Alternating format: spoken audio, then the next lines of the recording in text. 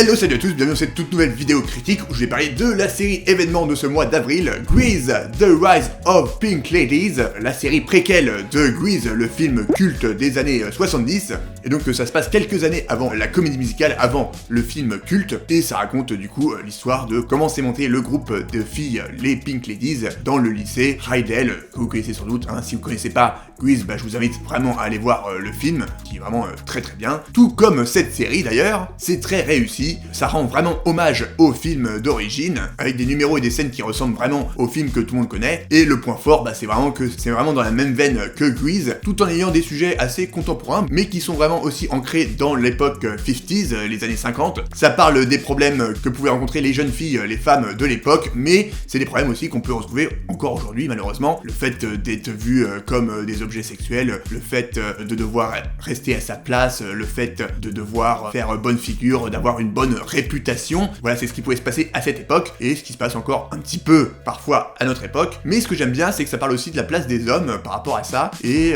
ça nous interroge aussi un petit peu de voir comment le monde a évolué, et comment il peut encore évoluer, encore aujourd'hui, par rapport à tous ces sujets de société. Donc c'est à la fois très ancré dans les années 50, très ancré dans cette époque, mais aussi ça fait du coup, évidemment, écho au monde actuel. Et donc c'est très très bien écrit, les personnages sont très attachants, en un épisode seulement, ils arrivent à poser tous les personnages, qui sont assez nombreux, mais très forts, avec chacun leur caractère, leur motivation, leurs enjeux propres, et son écriture, c'est vraiment la force de cette série. Mais il faut pas oublier que c'est aussi une série musicale, et les numéros musicaux sont très très bien faits, ils exploitent vraiment la partie vidéo, la partie réalisation, il y a des mouvements de caméra, des effets spéciaux qui mettent vraiment en valeur ces numéros musicaux, et en plus les chansons font vraiment avancer l'histoire, développent les personnages, il y a des I Want Song, il y a le numéro d'ouverture Grease is the World, qui fait vraiment référence du coup au film d'origine, et qui en plus est magnifiquement bien réalisé, permet aussi de présenter tous les personnages que l'on va rencontrer dans cette série. Donc voilà, il y a plein de choses comme ça qui sont très bien pensées, très bien écrites. Voilà, j'ai pas beaucoup de reproches à faire à cette série, que je trouve vraiment très bien. Pour l'instant, j'ai vu que les 2 premiers épisodes qui sont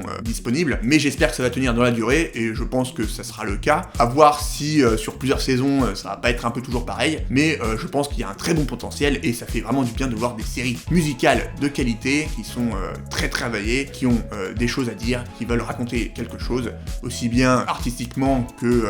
politiquement, même si j'aime pas trop dire ça. Voilà, c'est très très fort, et j'ai hâte de voir la suite. Voilà, donc n'hésitez pas à me dire ce que vous avez pensé de cette série, si vous l'avez vue. J'attends ça avec impatience en commentaire, et si c'est pas déjà fait, n'hésitez pas à vous abonner, hein, ça me fait toujours très très plaisir de voir qu'on est de plus en plus nombreux. Merci beaucoup, je vous dis à bientôt pour une prochaine vidéo, et d'ici là, prenez soin de vous, regardez des séries musicales, ciao.